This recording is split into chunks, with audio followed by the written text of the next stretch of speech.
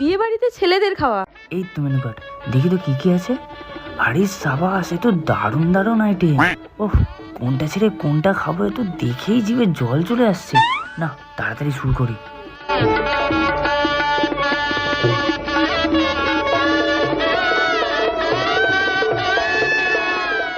আর বিয়ে বাড়িতে মেয়েদের খাওয়া। দেখি মেনু কার্ডটা। উফ, এটা সব কটা অয়েলি ফুড। এটা তো আমার স্বাস্থ্যের জন্য ভীষণই আনহেলদি। এসব তো খাওয়াই যাবে না। বাবারে বাবা, কচুরিটার মধ্যে যা তেল, খেলেই তো মোটা হয়ে যাব। দেখি চানাটাই খেয়ে দেখি।